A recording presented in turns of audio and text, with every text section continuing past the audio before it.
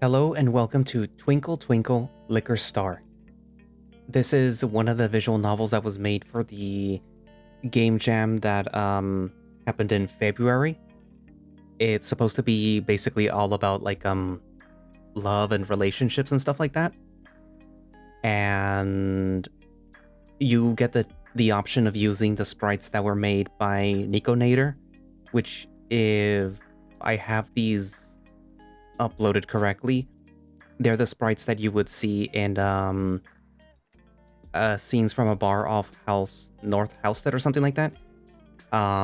Those are mostly the sprites, but other people, they don't have to use those sprites. They can make their own or whatever. But yeah, so this is one of those visual novels that was made for that. So it's gonna be short. Anyway, so I don't really know much about what it's gonna happen. I just know that it involves a golden retriever, and that's about it. Anywho, so yeah, without further ado, I guess let's begin Twinkle Twinkle Liquor Star.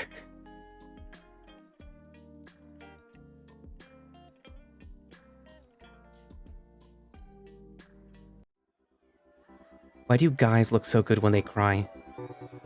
Instantly, shame sweeps through me. Hand on my paws, and I flush, grateful for the dim party lighting. He's off limits, stupid. Hey, Blake. You doing okay? He clearly isn't, curled up around his bottle of Fireball in a corner and failing to conceal the tears tracing through his muzzle fur. Yeah. Convincing. I slide down the wall next to him, then offer him a solo cup of water I grabbed for him and leaned forward a bit to shield him from the view of the party. Are you? Me? I'm doing great. Just got some water for my best friend, and then I'll probably go join the dance floor once he feels better. Oh, he must be a lucky guy. Who's totally doing great. He sniffs. Drink up then, so you can do even better. He sits up a little, floppy ears held flat against his head, and grabs a cup. Thanks. No problem. I let him gulp some water down, glaring out at the party like I'm his bodyguard. Somewhere out there is a girl that broke his heart, so I've got to safeguard it until he can pull himself back together. Why doesn't she feel the same way? Am I that awful? I turn my head to watch Blake gesture the cup at himself, spilling some of the water on the whiskey bottle held in his lap. You're not awful. She just doesn't feel the same spark, I guess. But why? If I knew that, I'd tell you. We've spent so much time together. She tells me what a good actor I am. I helped her get over her stupid ex. Yeah, I know that, but sometimes people just don't feel it, man. I don't know if there's anything that you can really do about it. I shrug, knowing that I'm not making him feel better, but at the same time not really knowing how to do that. I'm still working through the mere concept of me liking guys. I'm like the least qualified person here to be helping anyone through a straight heartbreak. Stupid. He slams a cup of water down, sloshing more of it onto the floor, and wrestles the mostly full bottle of whiskey from between his legs. Is that really the best idea? You just gave me water. I'll be fine. He waves me off and I roll my eyes. He's not really in the danger to himself and others zone until half the bottle's gone at least. If it makes you feel better, it does. He almost shoves the neck of the bottle up my nose, and I lean back from the dramatic dog, catching a whiff of the warm cinnamon whiskey from the open top. I'm gonna be smelling that all night, aren't I? Don't you ever get tired of that stuff? He guzzles down a shot or two's worth of amber liquid before he blinks over at me. No, Fireball's been my best friend since forever. Uh-huh. Ever since you turned 21, you surely mean? He gives me a sly grin and shakes his head. Now, dear Elio, whatever gave you that impression? I said forever, didn't I? That's at least however long I've been in college. Maybe longer.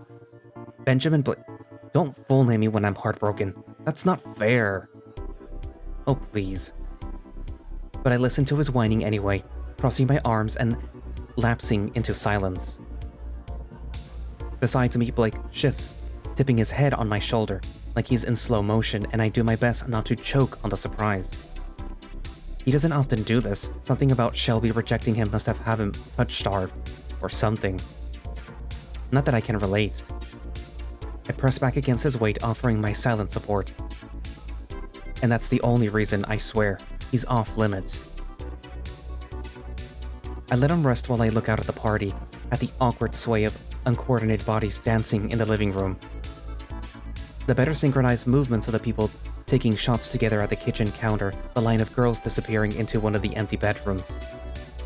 One of them is Shelby herself, giggling to her stage manager friend. I so desperately want to glare. But we've been friends since freshman year, and it's hard to stay mad at someone whose only crime is not reciprocating feelings. I just look the other way. Blake sighs in my ear, sending a tiny shiver down my body that I hope he doesn't notice. Why can't this be easier? What?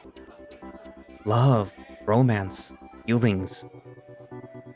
He spits the last word like it burned him, and for once I agree. It feels like I need a coincidence of truly cosmic proportions to fall in love, chasing that one spot of light in a vast, cold void. And with the realization of my own sexuality just this year, options are now at an all-time low, even amongst the drama club. I think that's the hardest part of being alive, unfortunately. Well, it sucks. Yeah, it does. I just want her to like me. Not something that you can really force her there, bud. I know. He sits up, making my shoulder burn where his face was resting. He pops the screw top of the bottle again, downing another shot's worth with a grimace. You think that I was an asshole? Huh? When she said no, she looked at me like I was trash. Am I trash, Elio? No, of course not. Why'd you make that face? Damn it, I need to get a better poker face. I don't think that it was you, man. It's just... What? I think she didn't want the good friendship that you guys have to be... different.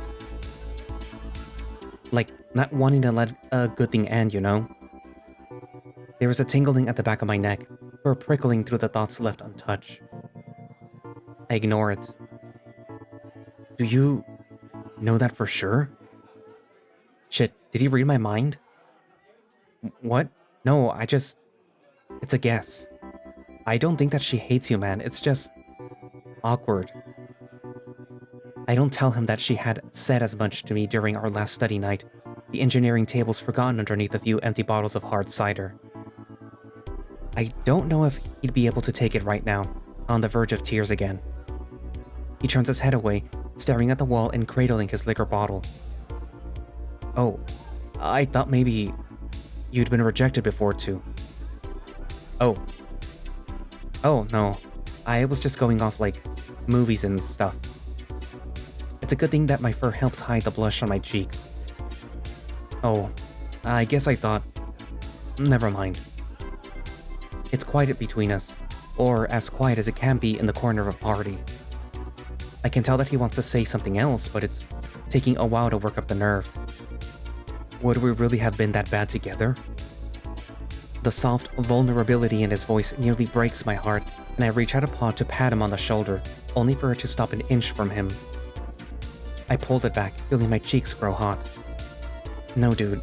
She's probably just not ready to date so soon after her last breakup. She was with him for years. I know, but... I could make her happier than he could. Blake. Whoever's got the aux turns on a synced heavy house beat way up and we both flinch. Ow, my head. Let's get some air, somewhere quieter. I stand up and dust myself off, adjusting the flannel tight around my waist so it doesn't fall down. He looks up at me with the saddest, wettest eyes that I've ever seen, and I can't help but smile. Stupid canines are practically built to tug on the heartstrings. Come on, up you get. I offer my paw to him, which he gladly takes, and pull him to his feet.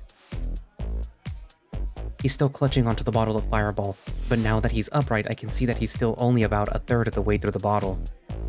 He doesn't let go of my paw once he's up, which makes my stomach... That was not me. But I take it as a sign to lead his pouting ass away from the corner and pull him through the party. We weave through the drunken throngs of college theater kids, dodging elbows and whipping hair. After a high-kick close call near the dance floor, we reach the back door and are able to step into the relative quiet of the cold autumn night. Ew, it was getting toasty in there. Blake? We should just go home. I turn to look at him, his sullen eyes downcast while he clings to his comfort whiskey and my clammy paw. Going home doesn't sound too bad. At least then he can sleep off the whiskey and the difficult emotions. In the bed we're sharing. I pray he doesn't feel my pulse pick up. We can if you want. Do you really want to end the night on a low note, though? I don't see how it could end any other way. Ah, yep. How could I forget? Throw the bottle down. We've crossed into depressed Blake zone.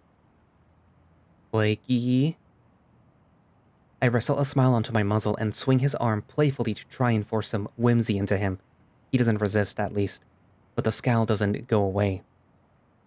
It feels childish, like a kindergartner on the playground, but it makes the butterflies in my chest do a happy little flutter. I need to fill the silence before he notices. You still have more friends inside you haven't hung out with yet, dude. And I hear Phoebe's making her mac and cheese right now. It might do you some good to get some food in you.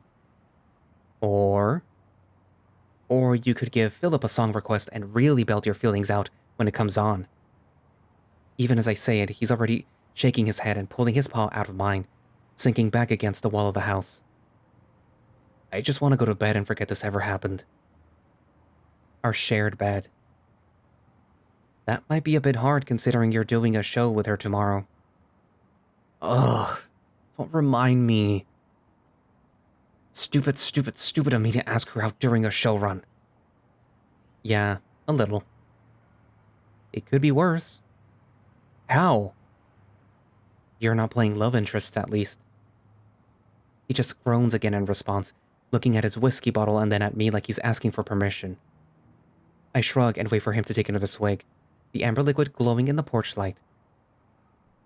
Sorry, I'm kind of at a loss of how to help you here. I know. I still appreciate you being here. Anytime, man. It's just, I could see it all so clearly with her. It all? Yes, I could see a future with her, saw the white picket fence and the kids. That far ahead, huh? Don't make fun of me. The hurt in his eyes stops me in my tracks, and there's a moment of silence where I stare at him. I wonder how it's so easy for him to picture a life with this girl, and just how much it means to him. Maybe I should ease up a bit. I'm not making fun of you. I just think that it's a little bit presumptuous to think that far ahead when you don't even know if someone likes you like that. That stuff usually comes after like a year of dating, maybe more. Not a year of just being friends, most of which was when she already had a boyfriend and then asking her out. It was just a daydream I had. I didn't think that we'd start talking about it immediately. There's no way that he doesn't already have their kids' names picked out. It almost takes my breath away when I realize how foreign that concept feels. I guess so. Don't look at me like that. You don't know what it's like. Not again, my damn muzzle. What? You've never had a crush as far as I know. You don't know how it feels to have your dream of a nice life with someone that you cut short like that. I bristle a bit at the pointed tone, an uncomfortably hot feeling buzzing around my brain. He's not wrong per se, but it's a bit different when you realize that the weird feelings that you've had for a guy friend in high school were in fact romantic crushes and not jealousy over their looks.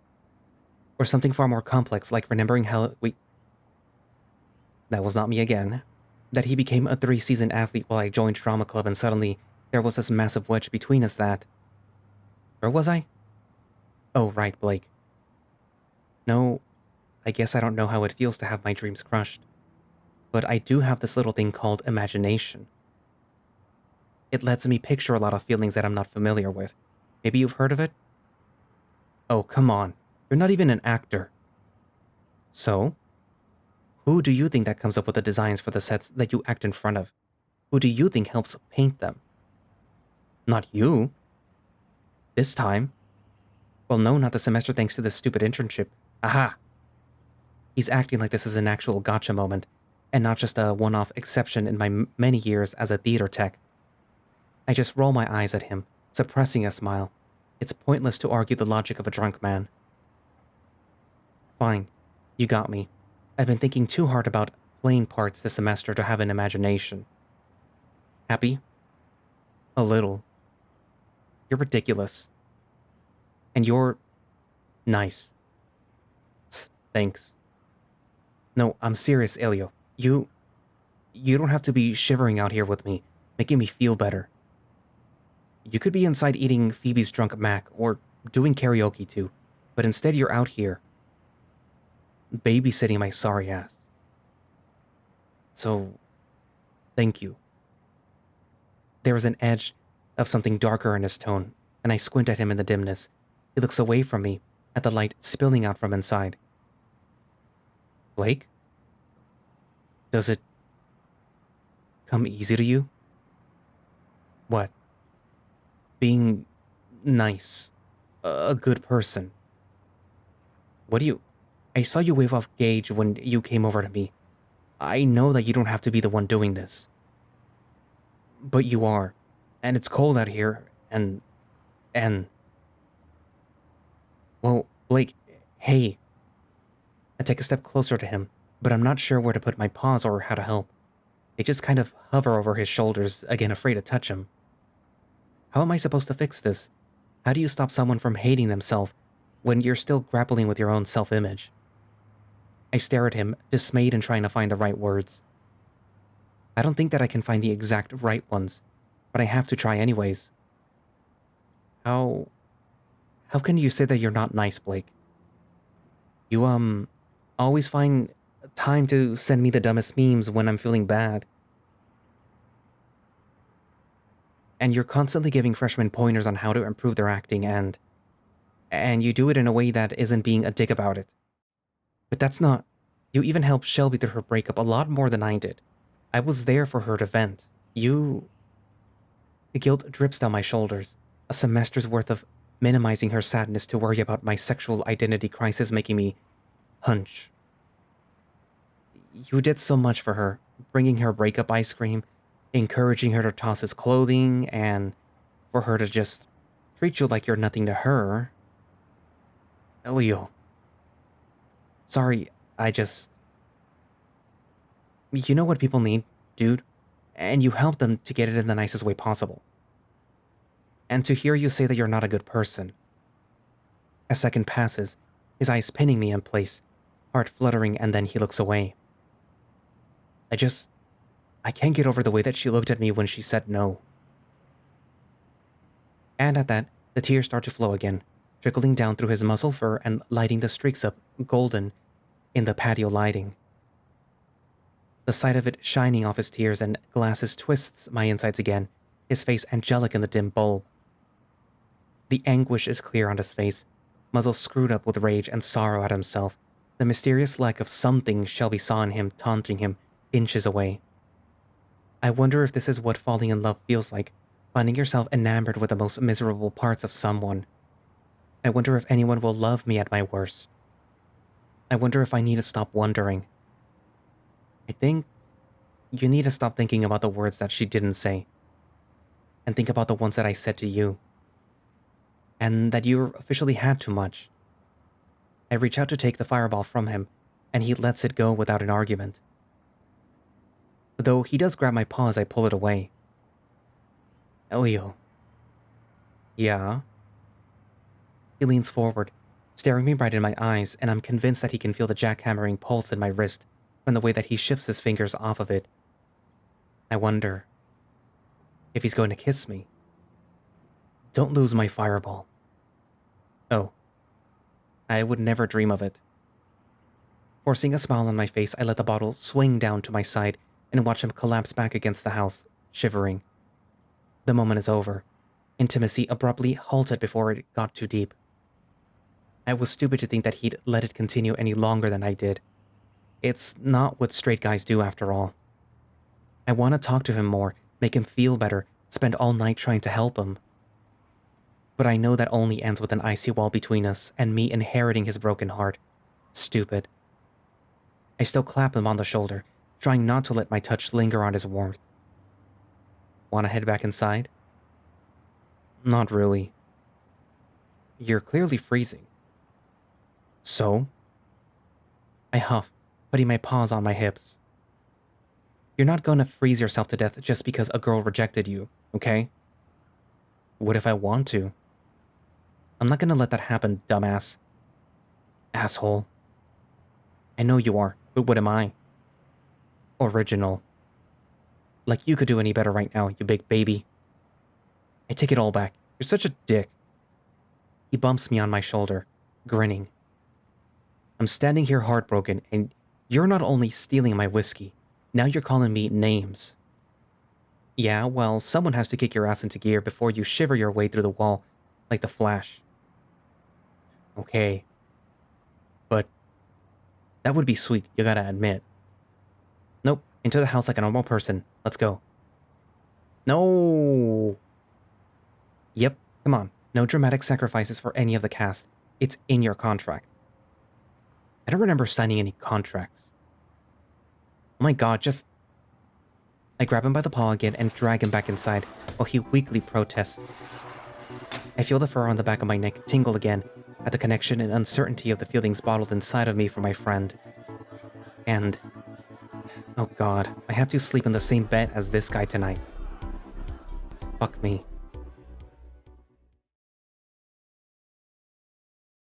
Blake and I returned to his place much later that night, after a bowl of mac and cheese and a few hours of playing Avoid Shelby around Phoebe's apartment.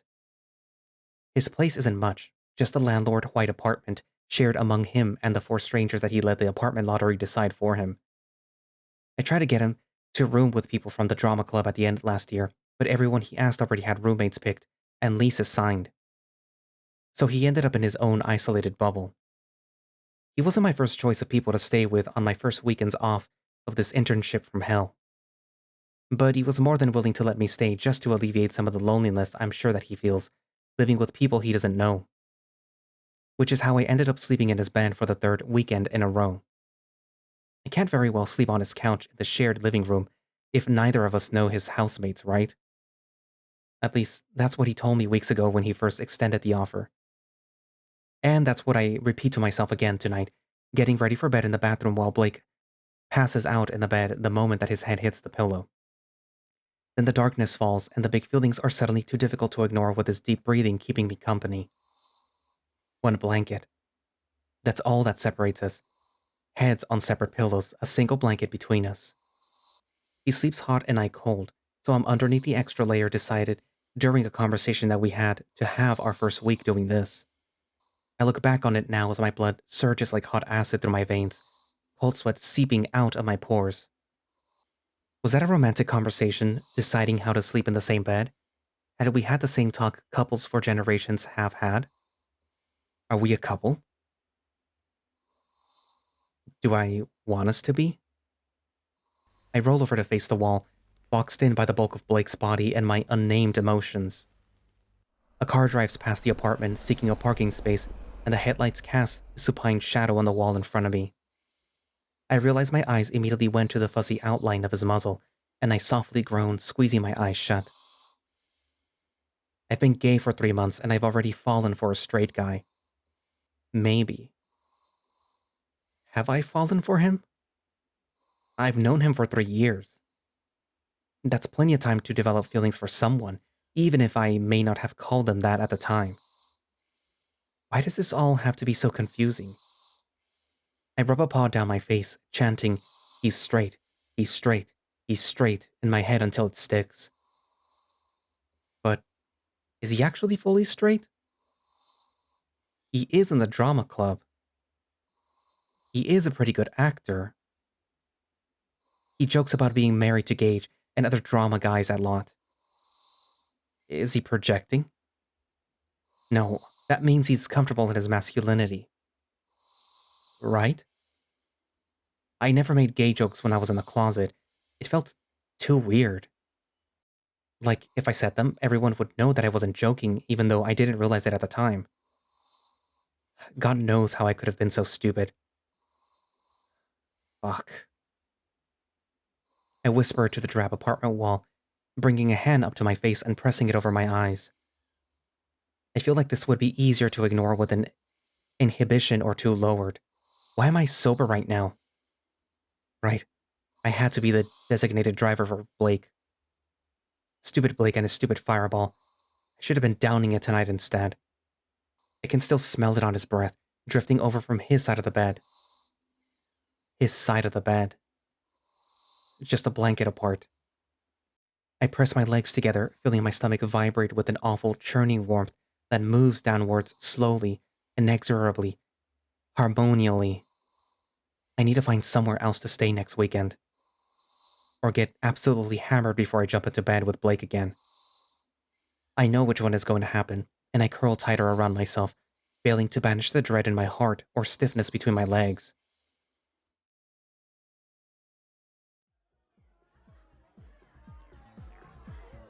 My fucking fireball!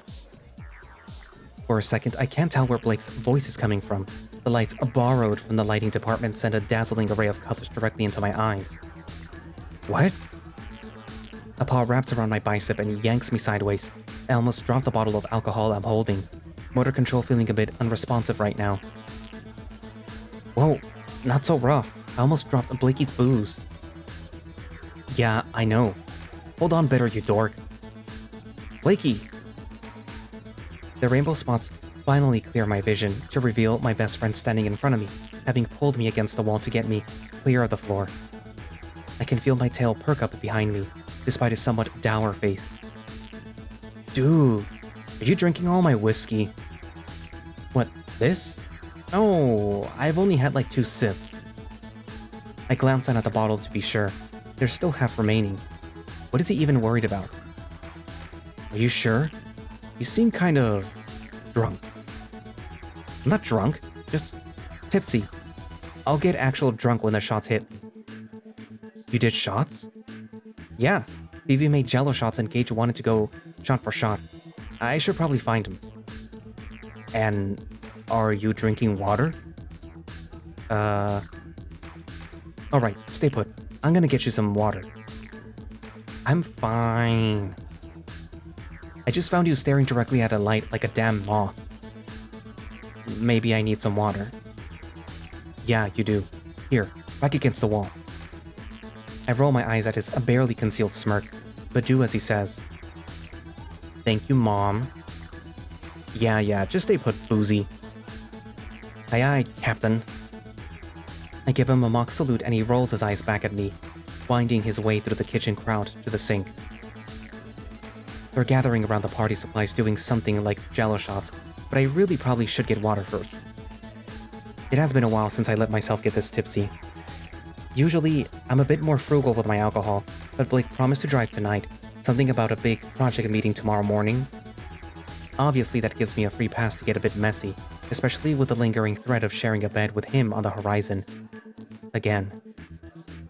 Though my messy is nowhere near as disastrous as Blake's. Cough cough, last weekend. I can't imagine being that weepy around. Well, anyone really. It feels rude somehow, so my messy is mostly being a bit more relaxed and goofy. I let my eyes slide shut, smiling a bit. Yeah, that's about the extent of it, isn't it? I don't get rowdy or emotional or anything. I can hold my alcohol just fine. Unlike a certain someone. Snatches of Blake's voice manage to cross the ocean of noise between my wall and the kitchen. My tail does a happy little flick, and the images of him last weekend flip through my head with emotion. It's not unlike a PowerPoint. Blake curled around the fireball that I've got now. Blake looking like a golden angel lit by the porch light while we talk. Blake's belly fur under his pajama shirt when he yawned before he slid under the covers of our bed. We're basically dating. You were what? What? What'd you say? Just that I think the alcohol is abating. A bit. No one says abating anymore, dude. Just say you're sobering up like everyone else. Here, to help you sober up faster. He hands me a solo cup half full of water, and I take it in my free paw, raising it to my lips and drinking dutifully. It does taste better than the stale alcohol on my dried tongue. Thanks, dude. No problem. You having fun? I was waiting for Gage to get out of the bathroom so that we could do our next round of shots and then go play Pong. You play Pong? Really badly. My quick gestures make some of the water splash on me, so I set the water cup down on the TV stand next to me. Is that where you've been for the last 20 minutes? Either that or getting fresh air out back. Gotcha. Were you already on a team for Pong? I mean, Gage and I were gonna try and win, but he's already kind of hammered. Did you want to step in? Would he want me to? He looks a bit concerned, scanning the crowd for our drunken friend, as if I hadn't just told him that he's in the bathroom. Silly dog. I think he's trying to get with Harmony tonight, so he'd probably be grateful for the tag out. With Harmony?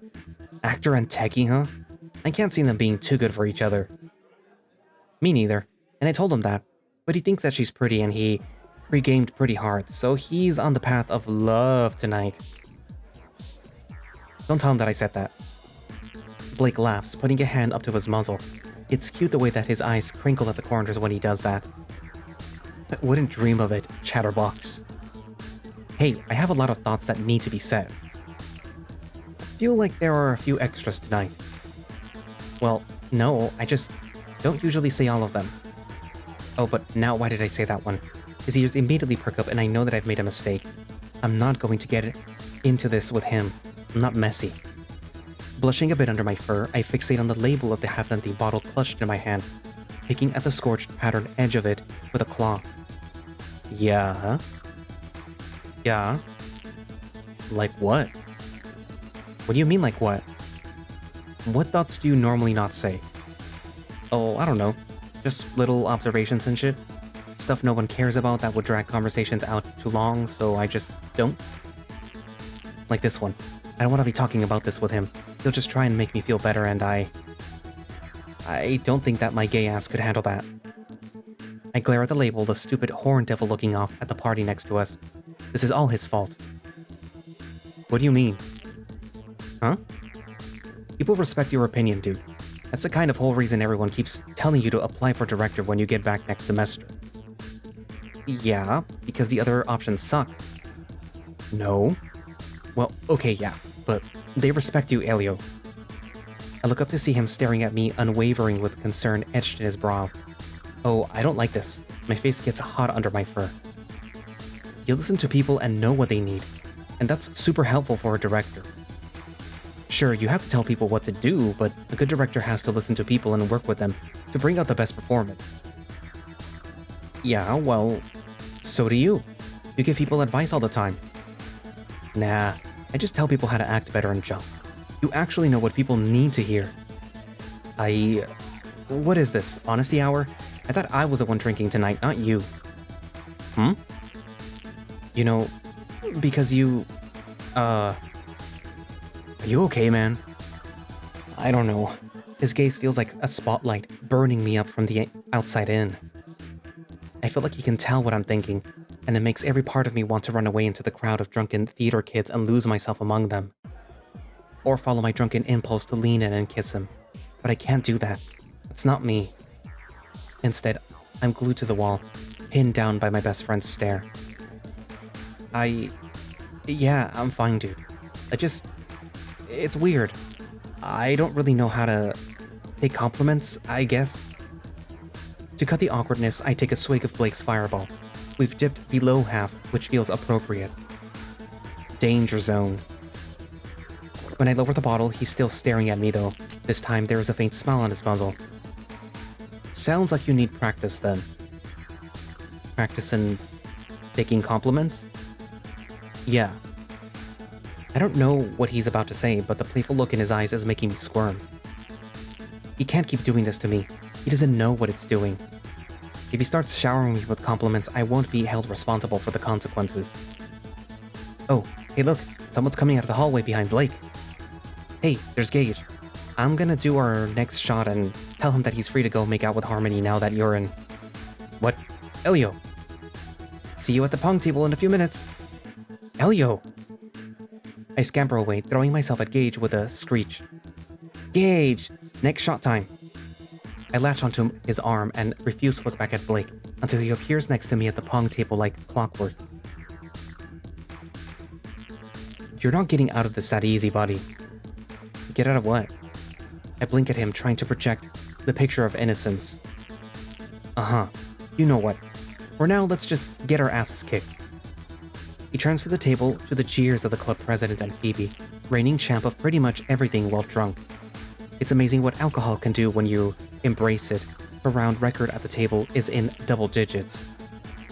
I tell myself that she's going down, and besides me, Blake laughs at the expression that I must be making. On second thought, let's kick their asses instead. We walk away from the table 10 minutes later, having sunk a total of 1 ball. I'm never playing pong again. Yeah, that was almost impressively bad, man. Good job. He claps me on the back and I stumble a bit, surprised at the rapid decline in my motor functions. My head is a bit swimmy too, like the world is vibrating just a bit too fast. Whoa, I guess the shots are hitting me. How many have you had?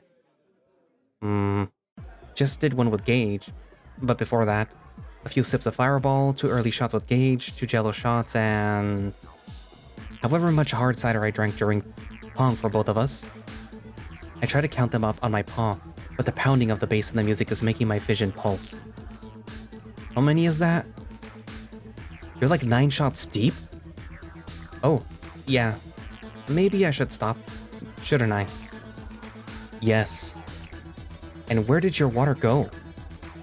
Oh, right, I was holding one, huh? Think it's by the TV? Back to the wall with you, come on. He grabs my paw, making a tingle run down my spine and fluff up my tail. Blushing, I keep it tucked behind me so that he can't see it as I pulls me to the wall again and shoves me against it. Whoa, that was kinda hot. Blake, I'm fine. Not when you get hit with the next wave of shots. You aren't. Stay here. I'm going to get you more water. I guess he would know. He does this more often than I do. Why does it feel so warm in here? Fine. He winds his way through the crowd again, and I let my head rest against the wall, crossing my arms over my chest. I probably should slow down, if not stop altogether. 9 shots isn't close to my record. That was set on my 21st at Lucky 21, but those were done over the whole day, pacing myself. How long has this party been going? I fumble pulling my phone out of my pocket to check. It's 11:04 p.m., so an hour or two? Almost 10 shots in an hour or so. Oh, I'm so going to regret this. You think? Blake. Drink. Bossy. But I do as he says, lifting the second water cup to my mouth and guzzling it down. 9 shots, Elio. I don't want to hear it, mister. I drink half a bottle of Fireball in a single night. Not every time, but enough for it to be kind of your signature move. What? Fuck off, dude. My signature move is totally... Go on. Shut up. Haha. You're right. Maybe not every thought of yours needs to be said out loud. Oh, come on, dude. You're such an ass. You basically just called me the town drunk. I think it's warranted. Is it? I was just making an observation and you shot back with, yeah, well, no one wants to hear you speak, so who's the real asshole here? He opens his muzzle to retort, but something makes him pause, expression morphing slowly into a more stricken look. I wonder what made him stop the banter train. Silence falls between us for a second, and I take the chance to finish off my water, looking around for a place to put the cup. The TV stand behind me is full of cups already, so I shrug and put mine upside down on the Fireball bottle like a cap. I didn't mean it like that. Huh? I didn't mean to... You know that it was a joke, right? You know that I love to hear what you have to say. You can trust me with anything, Elio. He's looking at me again with that spotlight stare, and another hot flash runs down my body. Yeah, of course, I know that. I'm sorry, dude. I didn't mean... Blake, you're fine. It was just banter. Yeah, but I'm fine, man, really. Am I? I know that I hold myself back a lot. Comes with a closeted territory, but... The coldness of his words works its way through my sluggish thoughts at that moment and freezes the synapses for a second. Maybe not every thought of yours needs to be said aloud.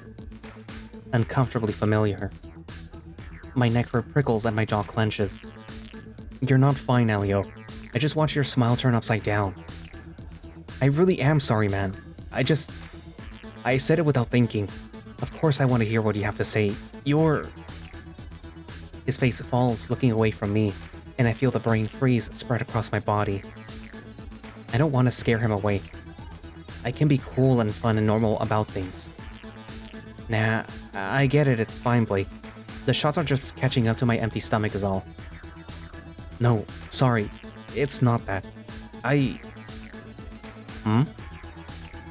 He's looking over my shoulder at something, and before I even glance behind me, I know exactly who it is. Shelby, coming in from the back porch where I said that I was earlier. Shit.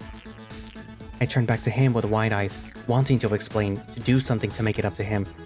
This breach of bro code or whatever. As an answer, I reach out to take his paw, some scary powerful instinct wanting to be closer to him. To feel his fur against mine. To be with him while he struggles. He pulls his paw out of mine, putting it around his stomach like a seatbelt and taking a step back. A flash of irritation runs through me. Why does she have to have such a hold on him? It was comforting me. Blake, listen, I didn't talk to her, okay? I just needed some air. I can't keep the hurt out of my voice. It comes out more of a whine than I intended. I'm fine, dude. Do we need to go to a different room? So much for a good time. The alcohol curdles in my stomach, vision sharpening despite the shots coursing through my brain. My best friend needs me, for better or for worse, so booze better back the fuck down. No, I maybe just realized why she may not like me. He says it carefully, my eyes looking just past mine as if he doesn't want to meet my gaze, which is totally fair, a little dumb but fair. Huh? Like, the way that I run my mouth without thinking sometimes. I'm not... Oh, no. No, man. It's not... No. It's got nothing to do with that. It's just a case of you caught feelings and she didn't. Hey. I put a paw on his arm, tugging at it so that I can grab his paw again. He resists, which is annoying, so I keep mine just resting on his bicep. I want him to know that this roundabout apology is accepted, damn it. Listen, Blake, I don't know how many times I have to tell you this, but you're a great guy. But look at how much you've babysat my drunk ass tonight, even though you could be at home sleeping. Hell, you could have kicked me out for the weekend, but you didn't. You always know exactly what people need, and are always willing to share it with them. Like, your bed, your time, your sleep, none of that had to go to me, but it did. Because you're a good dude, and you know how crazy that internship is driving me. And like, okay, I wouldn't even be saying all of this if it weren't for you, letting me take 9 shots and forget to drink water. I would have been locked up in my head for just me, and I think I may have lost the thread a bit. I move my paw to his shoulder, and for good measure, use the other to bring the bottle of Fireball up to rest on his other one. I look him dead in the eyes, at him slightly bemused and... Is he scared? Probably of the big glass bottle next to his face. But I know for a fact that you absolutely rock, and that when you run your mouth, it's almost always to help people feel better, like me, tonight. So stop moping and enjoy the party. We can try Pong again. You can help Phoebe make her drunk mac and cheese this time. Hop on the mic for karaoke so that we can stop hearing Harmony wail at us. Tonight is an oyster and baby. I shake his shoulders a bit, peering deeply into his eyes. This is important stuff. It's yours. Huh. Thanks, man. Could you maybe get the heavy-ass thing of fireball off my shoulder? I don't know. Are you gonna take my words to heart this time? Maybe. Close enough. I'll take it. You're such a dork. He shoves my shoulder and my paws slide off of his, the almost half-full bottle of fireball sloshing down to my hip. This is good. This is out of the depressed Blake zone. I put on a cocky sort of voice to keep the banter going. Only when I'm drunk. Otherwise, I am a mature, respectful member of the drama club and a personal confidant to many. So you are drunk? The buzzing static returns to the edges of my vision, and I nod my head, feeling my brain slosh around up. Booze did not fuck off as I requested. Yep. I think almost 9 shots in 2 hours qualifies me for Drunk Town. I'm gonna go get you some more water, okay? Maybe some mac and cheese if Evie made it already. Mac and cheese. Yeah. If it's not made yet, I'm so making you some right now. Stay put, and try not to drink any more of my fireball. No promises. 9 is such an uneven number, don't you think? I put a sheet-eating grin on my face, and he looks at me with a wary look and a groan. Elio. 10 is just so much more elegant, right? Fucking engineers, man. I don't want to hear it, actor boy. You people and your dumb theater superstitions. Oh my god. You can't just... He points at me, grinning.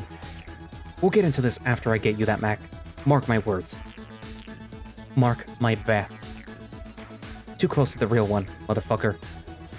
Cackling, I lean back out of the way of his play swipe and almost knock over the empty cups on the TV stand. Whoa, shit.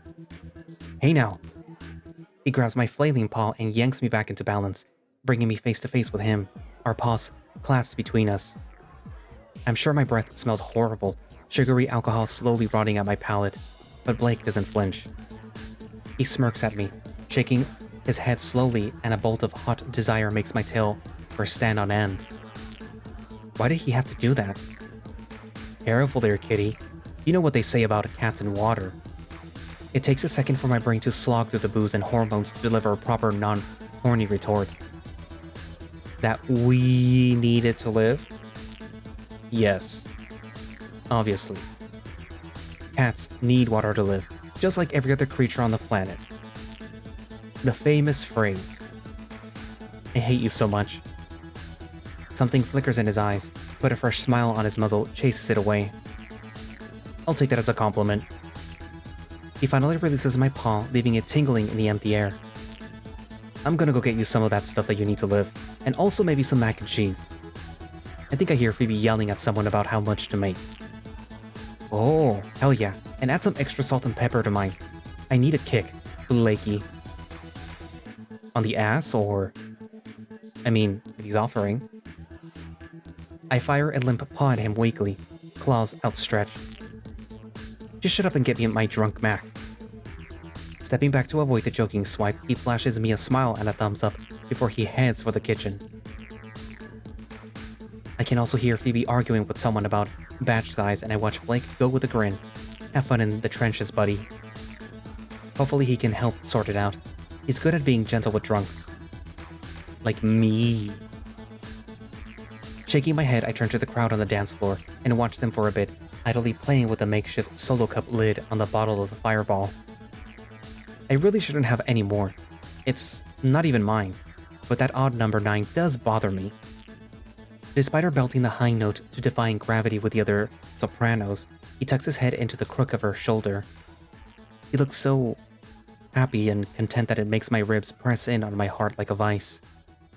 It takes me a second to place the feeling, and when I do, my entire body feels weak, head caught in the currents of the drunk tank.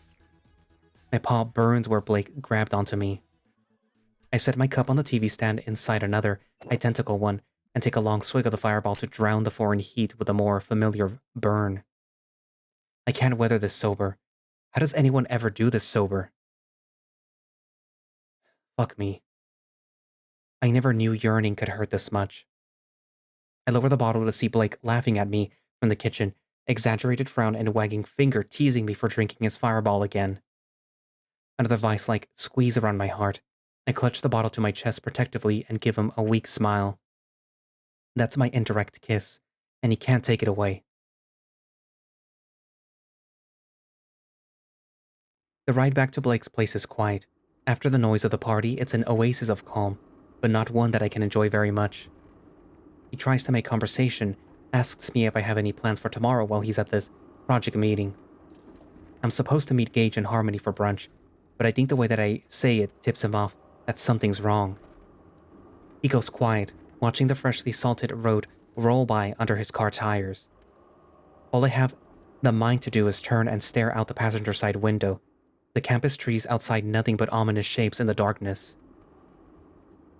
Ever so often, the streetlight flashes on their snow-crusted bark, showing their stretching, spreading branches in a gust of wind that I can't feel. They remind me of arms and people tangled together in drunken bliss. Quietly, I ask Blake's reflection if he saw Harmony and Gage in the corner as we left, arms tied around each other's waists, pulling, as if together they could grow roots for each other. He says that he did, that he saw their lips locked together and heard the sloppiness from the front door. I push out a laugh, still watching out the window for each glimpse of the trees. Silence descends in the car that feels like something more. A book in a foreign language that I can't read those final pages is miles away. Maybe I should stop trying to read it. My elbow rests on the car's center console, paw dangling near the stick shift of the automatic car. I can see it in the window's reflection as we pass by every light, my own face reflected back for a split second, arm laid out beside Blake's. If I just reached out and took it. He thanks me for the reassurance tonight, surprising me. I tell him that it's no problem, that he did the same for me, doubly so even. The small talk is driving me up the walls of the sedan, and I can't stop looking at his paw in the window's reflection. The fireball in my veins tells me that this is my last chance to be this close to him tonight, so in the next flash I stretch over and grab his paw, giving it a squeeze. My eyes bump shut, blustering my bravery with the plausible deniability of darkness. The words come easy and tumble out of my mouth like the snowfall outside. You deserve all the warmth in the world, Blake. His paw is holding all that heat against mine, the chill of the winter unable to reach us inside the heater's range. It's stiff at first, both unused to this interlocked grip, but eventually it melts into mine and I feel something settle in my chest with a sigh. My grip is loose. He can pull away whenever he wants, is what I tell myself. It's an empty reassurance, but I always have the plausible deniability of his favorite whiskey, right? The half-empty bottle of the stuff clinks between my legs, chilling the inside of my thighs through my jeans. Smart. My head thumps onto the car's headrest and I resume staring away from the connection that's making my heart pound. Outside, another streetlight passes us, tree branches reaching skyward underneath the reflection of our interlocked hands. I don't look at his reflected face, don't know what he's thinking, but I know what I'm getting from this, and I think that he does too. He doesn't let go until he has to put the car in park.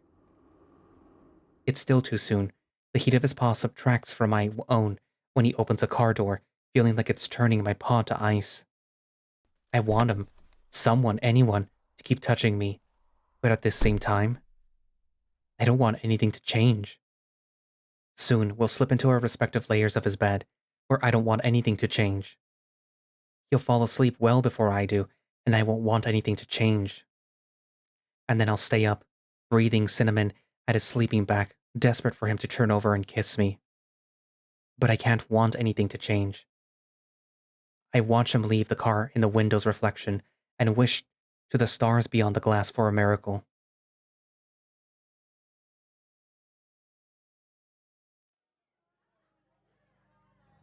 Whatever cold, lonely star heard my wish, I thank it silently as I sink into the arms of a visiting alumnus.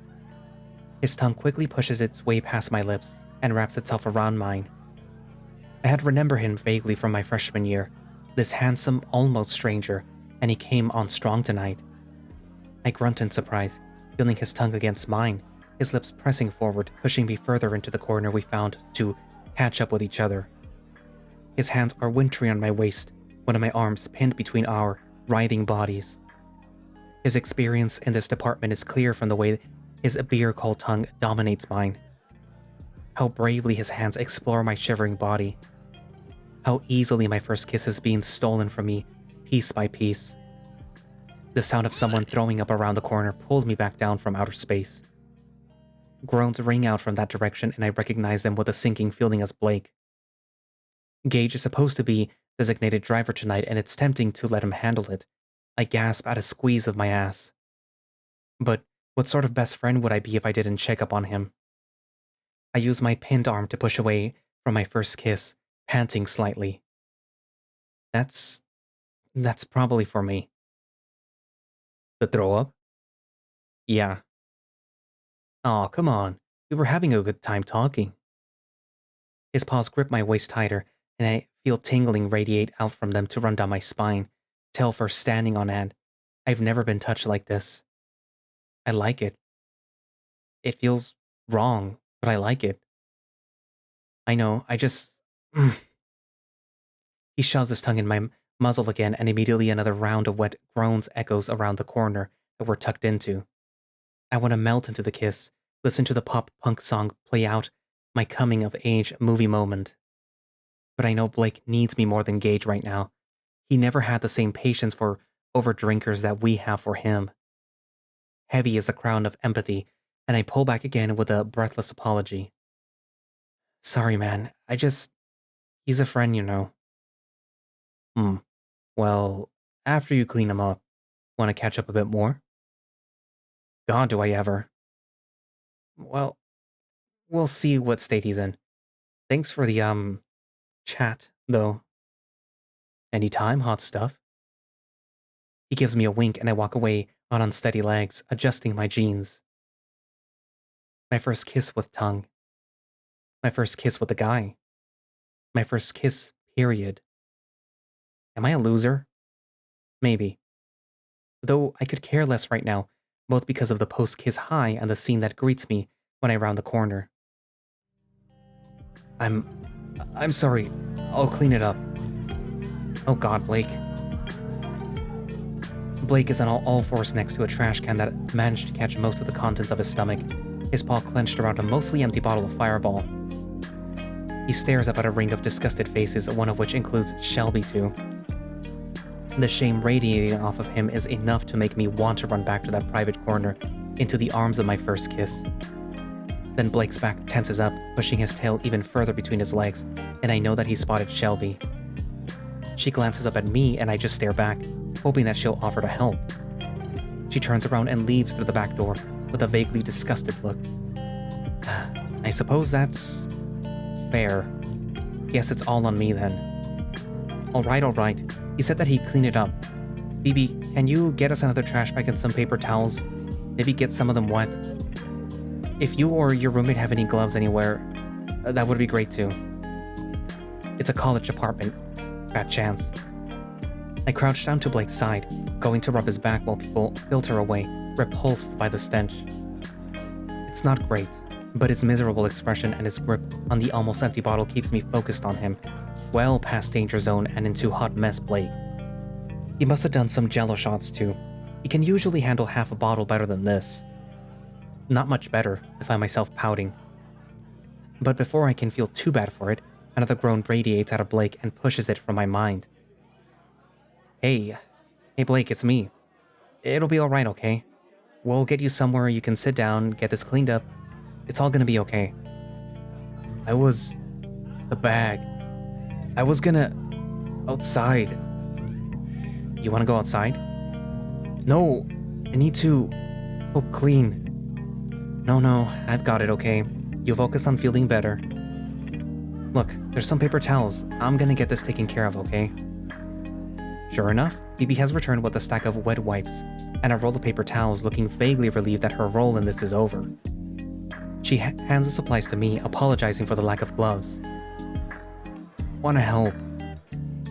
Nope, I think the last thing that you need right now is more moving around. Here, sit up against the wall. I've got this. I wanna help. Blake, no. Just sit over here. can do this. And then we'll get you home so that you can sleep this off and feel better tomorrow, alright? The babying tone makes him shrink back against the wall, but I don't care. Cleaning up this mess comes first. I'm also kind of a little pissed at him, I think. My first gay makeout and he has to go and ruin it with this heartbreak that he can't get over. Because that's what this is. I know it is. He's still mourning Shelby not loving him, and he drank too much. Like he always does. It's basically what he's known for at these parties, becoming the drunk problem, and he has to uphold his reputation, right? Fuck, dude. He whines, reaching out a hand to help, but I push him back against the wall, perhaps a bit too roughly. Just stay there and close your eyes. Izzy. Oh god.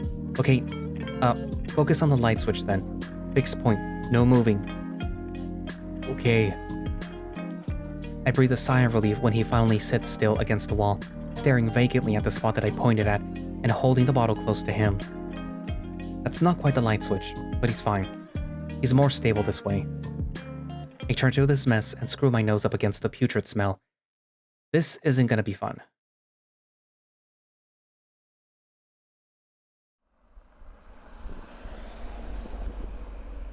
Thanks for the ride, Shelby. I know it's kind of early, but I don't think Blake wanted to stay for much longer. She mutters something, probably a backhanded version of, "You're welcome." But hey. She made the mistake of waltzing back into the party, announcing that she was going for a drink run at the gas station right next to Blake's apartment complex. And if anything, she knows that she owes me one after ditching me to deal with Blake on my own. See you next weekend. She waves and pulls out of the gas station without a word, blitzing through a yellow light to get back to the party and away from the consequences of her actions. Is that entirely fair to her? Probably not, but it feels right to say that after cleaning up Blake's mess. I let out a slow sigh, watching my breath fog in the winter air. With a silent Blake clinging to my shoulder, I turn and start to limp him towards his building. It's quiet for a long while, padding over patches of salt and snow with our frosted breath leading the way. Eventually, we have to break the frigid silence. His muffled whines are breaking my heart. I know that it couldn't have been easy for you. You're doing great. He looks waterlogged, like he wants to cry so bad, the tears are leaking out of his pores. But you know, other than that, great. Let's just get you some water and head back to bed, okay? Okay. We stumble along in silence for a bit before Blake lifts his head, looking at the cracked sidewalk ahead. Why? Why what? Helping me. Why am I helping you? Because you're my friend, dude. And you're going through a hard time. But... party. What about the party? Missing it. Oh, come on. The drama club has a party literally every weekend. I'm not missing much except for who's banging who this week. I'm pretty sure it's Gage and Harmony again anyway. I saw her slip her hand down the back of his pants as we left. Ew. At least they seem happy. Ugh.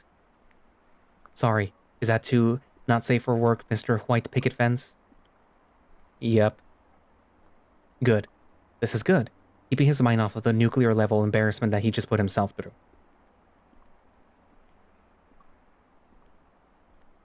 Wish I never told you. Aw, come on. It's cute. It's nice to hear about what you look forward to with your future girlfriend. Not cute. Embarrassing. No, it's not.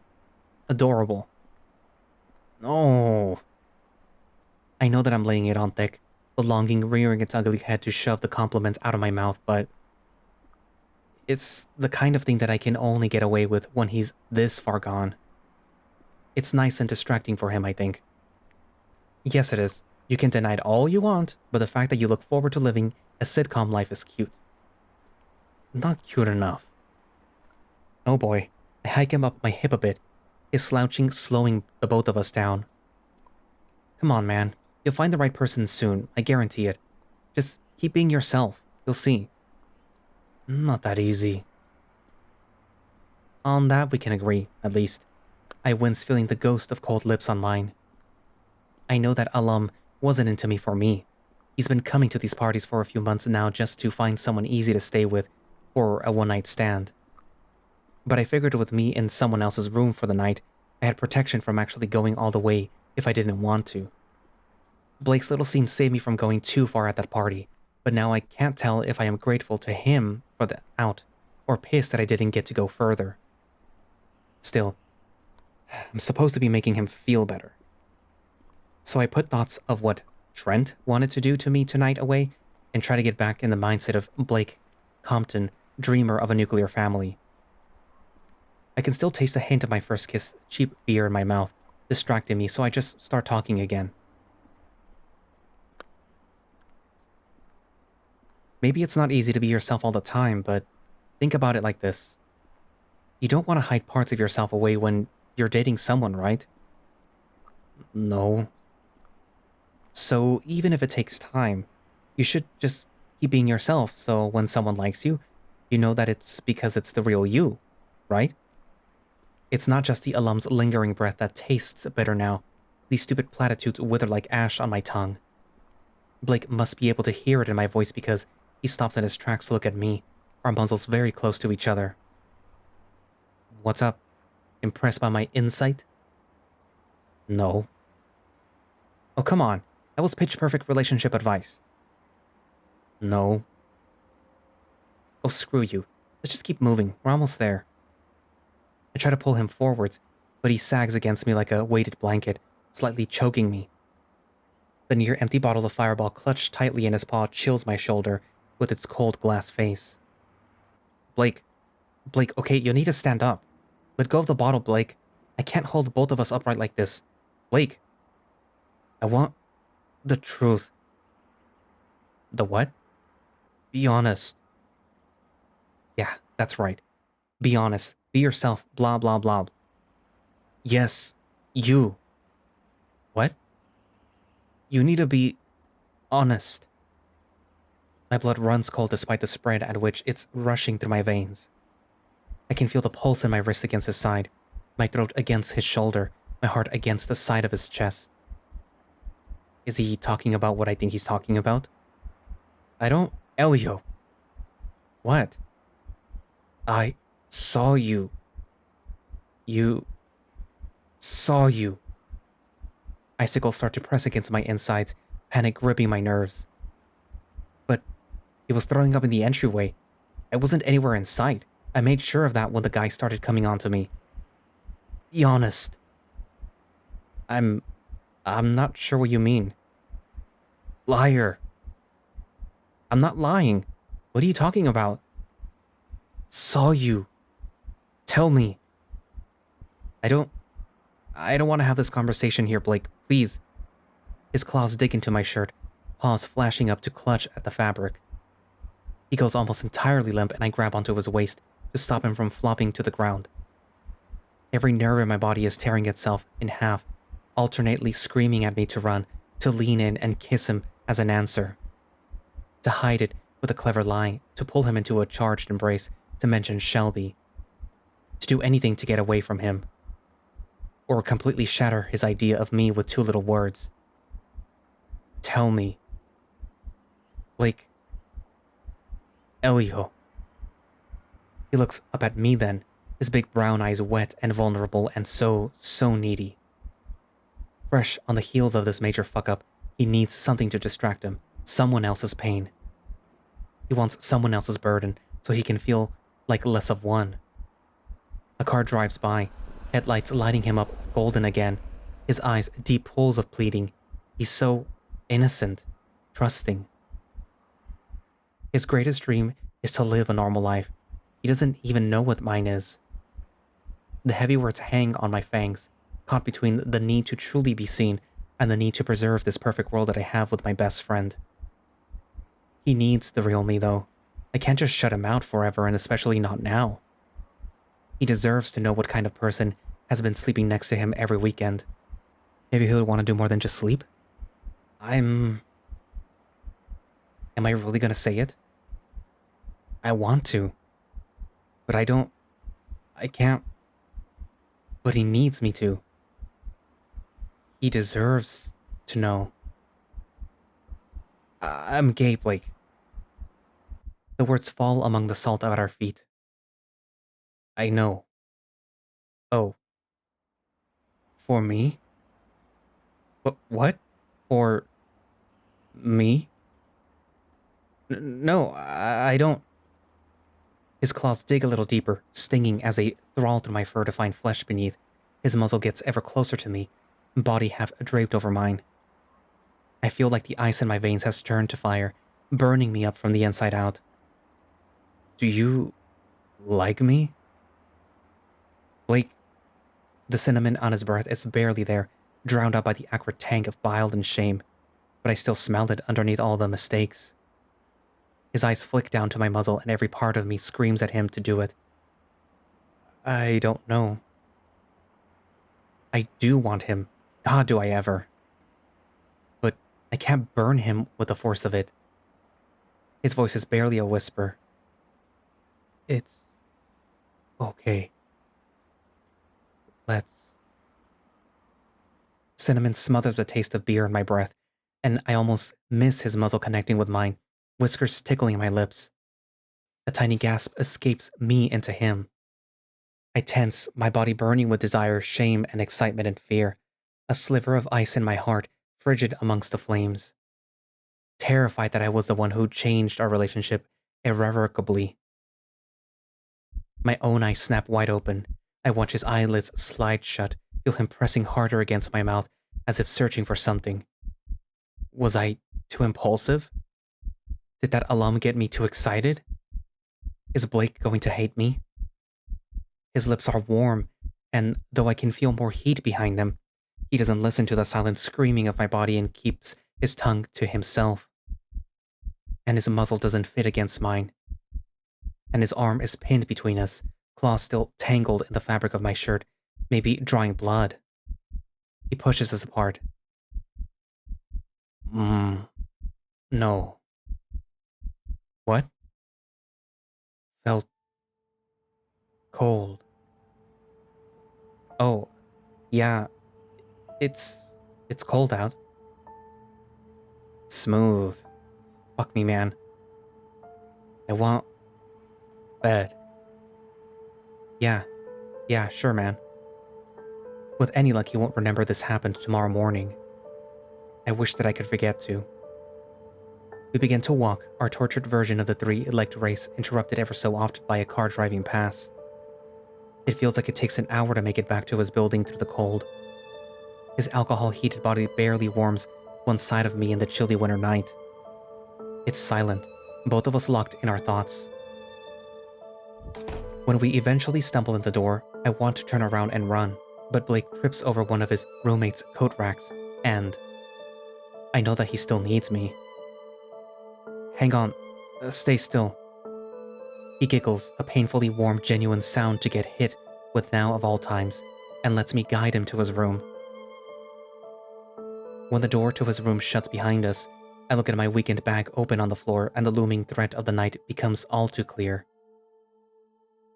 I can move now. Thanks. Need to piss. Sure, do you need... No. He looks startled, shocked at his own volume, and I feel the wall that has gone up between us. I can't be helping him this much anymore. It's too gay. The thought fires all the breath out of me, like a shot, punching a hole through my heart and lungs. It's an entirely new world between us, and there is no fucking air. Just cold. And pain. Numb, I watch his eyes dart to the bed, the only one in the room, and the cavity in my chest feels like it's caving in when his jaw tightens, drunken grin strained. He looks at me. I wait for him to kick me out, boot me to the floor, tell me that he's still nauseous, so that I should go somewhere far, far away from him. Bet I fall asleep before you get ready.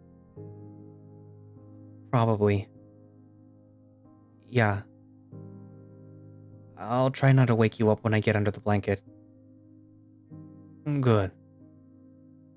Gonna piss. The screwed up look of bewilderment on his face when he turns away tells me everything that I need to know. The bathroom door slams shut between us.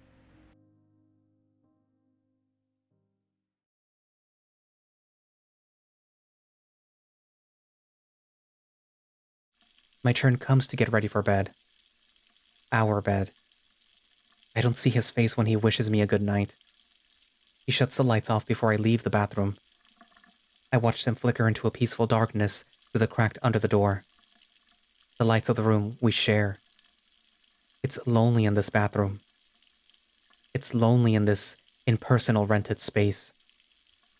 It's lonely too on this side of the unspoken line that the line that the line that we crossed. He left the near empty bottle of Fireball on the counter. The devil on the label laughs at me for thinking stars ever granted wishes. I dump the rest of the whiskey down the drain. The shot's worth of honey warm liquor swirls away in seconds. Only stark white and cloudy steel remains. I'll probably never see this place again. I desperately still want to. And yet, I'm still surprised to see the fur on my cheeks dampen. I watch the lines trace their way down to my reflected chin. Drips off my whiskers. Splash into the sink. I wait for it to freeze on the cold marble. I know that there's nothing that I can tell myself to make this pain go away. Why can't this be easier? The proof is in the other room. Love, romance, feelings. I curl in on myself over the sink and try to cry silently. I think that's the hardest part of being alive, unfortunately. The stars above twinkle their distant light, indifferent to the predictable heartbreak.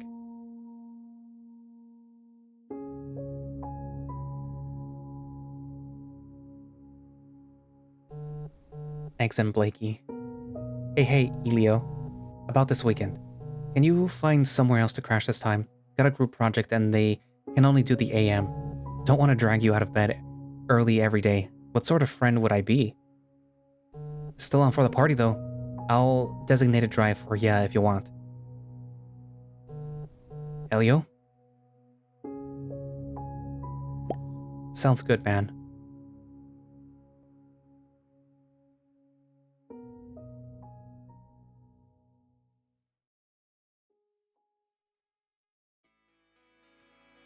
So, that was not a happy ending. I'm assuming at least some of you people were hearing it and going like, oh, they're gonna, they might end up together. But they didn't.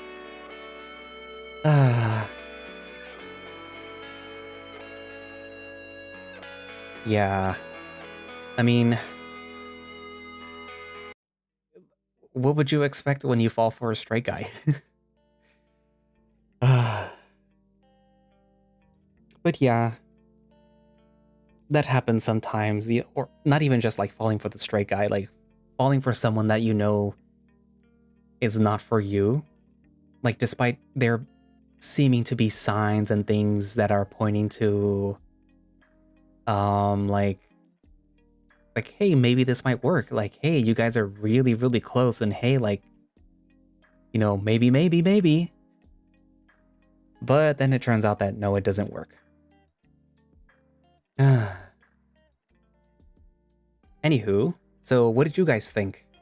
Write it down in the comments, and thank you all for watching / listening. If you would like to play any of the other, I forgot what it was called, but any of the other visual novels that are related to this game jam, then I will be posting down a link in the description for those, aside from this one as well.